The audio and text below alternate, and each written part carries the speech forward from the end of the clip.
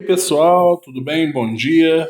Olha só, hoje vamos ter aí mais uma aula, só que esta aula aqui, né, apesar do slide não estar mostrando isso, ela vai estar valendo aí para a terceira série do ensino médio, né? Então, essa aula vale para a terceira série, ok? Porque a gente está usando aí a mesma apostila que o pré-vestibular, né, da turma da manhã, ok? Então, é a mesma aula. Então, o pessoal da terceira série e o pessoal do pré-vestibular, vamos utilizar aí o mesmo slide, essa mesma gravação, ok, pessoal? Vamos estar falando aí, ó, da frente A, módulo 3, último módulo do livro 1, tá? A gente vai estar finalizando na próxima aula o livro 1. Tem essa aula aqui, mas na seguinte a gente consegue finalizar este livro. O que a gente vai falar hoje aqui nessa aula? A gente vai estar comentando sobre o lançamento de projéteis.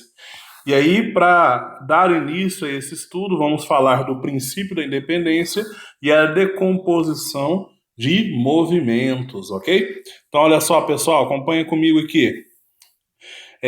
Primeira coisa, princípio de independência do movimento, que é o princípio de Galileu, né?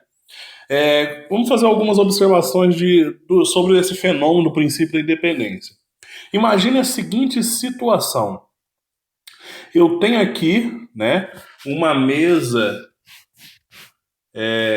Imagine que esse desenho meu representa uma mesa que está se localizada aí em uma altura H, né, uma altura H do solo. Então aqui uma altura H. E aí eu vou ter duas situações ocorrendo. Eu vou ter uma bolinha, vou mudar a cor aqui para facilitar a visualização. Vou ter uma bolinha vermelha que estará sendo abandonada dessa altura H. Então ela vai caindo, ganhando velocidade e atinge o chão, ok? E eu vou ter uma bolinha, vou colocar na cor roxa, que vai ser arremessada horizontalmente, ou seja, vai ter uma velocidade inicial aqui horizontal. Essa bolinha vai sair e ela vai fazer este movimento parabólico aqui. Ok? O princípio da independência do movimento, ele afirma o seguinte pra gente. Olha só que coisa interessante. Esta primeira situação aqui, se ocorrer no mesmo instante que esta aqui, ou seja, eu abandono no mesmo instante que eu lanço, acontece um fenômeno muito interessante. Ambas, olha só que legal, ambas chegam ao mesmo tempo no chão.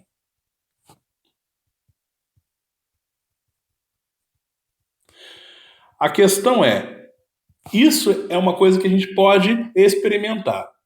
Quais são as condições para que isso ocorra? Primeiro, a gente tem que desprezar a resistência do ar. Segunda coisa, elas têm que ser abandonadas. Tem que ser. Opa, desculpa. Elas têm que ser. Elas têm que partir, né? A frase ficaria melhor. Elas têm que partir da mesma altura, pessoal. Isso é super importante. Da mesma altura. Se isso acontece, né? O tempo da bolinha vermelha é igual ao tempo da bolinha roxa. Por que isso acontece? Porque ambas estão saindo da mesma altura e ambas possuem a mesma aceleração.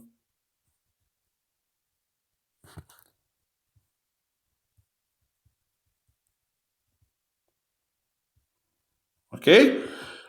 Então, olha só, que aceleração é essa? É a aceleração da gravidade. A gravidade age tanto na bolinha vermelha quanto na bolinha roxa.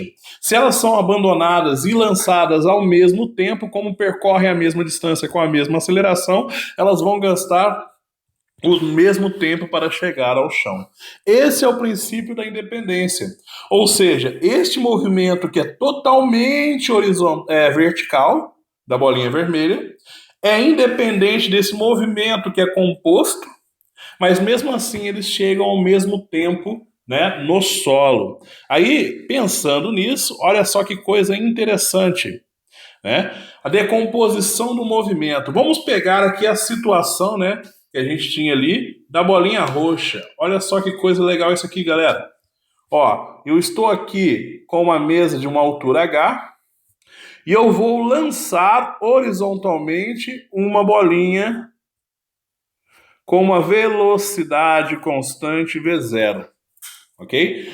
Repara só que legal. Quando essa bolinha chega aqui, ó, na extremidade da mesa e abandona a mesa, ela possui velocidade na horizontal, que eu falo que é o V0x, e na vertical, o V0y dela é zero, ok? Então, o seguinte, ela tem, né, uma composição de movimento. Por que uma composição de movimento? Ela tem movimento, né? Move aí. Ela tem um movimento na horizontal e ela tem um movimento na vertical, ok? Então imagina a situação aí, galera. Abandonou, o que vai acontecer? Esta bolinha ela vai fazer esse movimento parabólico até tocar ao chão. E aí, olha que coisa interessante. O movimento na horizontal é um movimento uniforme, ou seja, a velocidade ela é constante, não muda no decorrer do movimento.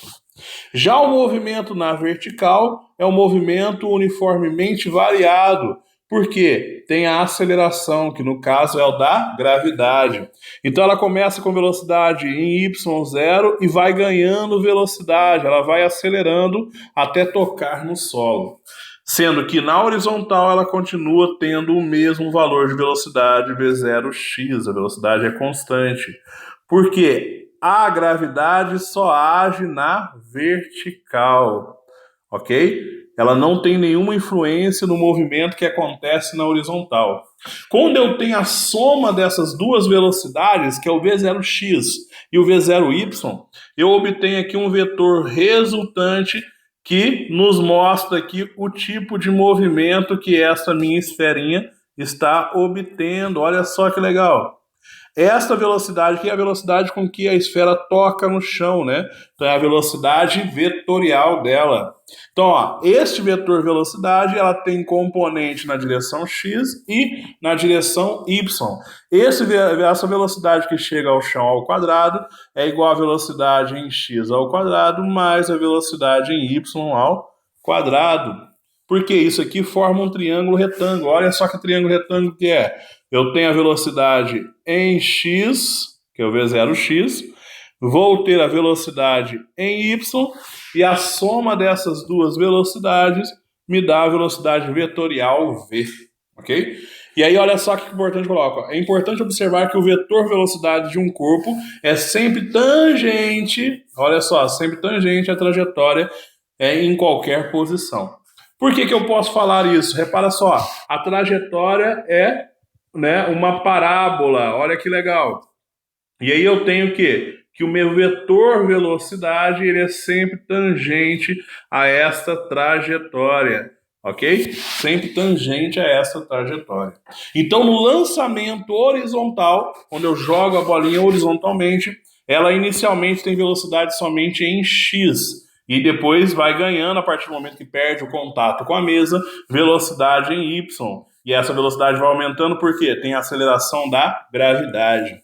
Então, por que eu falo que é uma decomposição de movimento? Esse lançamento, que dá uma semiparábola, ele é o movimento na horizontal, velocidade constante, somado com o movimento na vertical, né? Que eu possuo a aceleração, que é um movimento uniformemente variado, galera.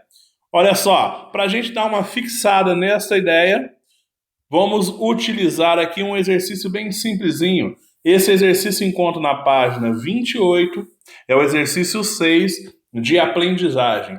Ele é da UFMG. Ele fala o seguinte, ó, um corpo P é lançado horizontalmente de uma determinada altura.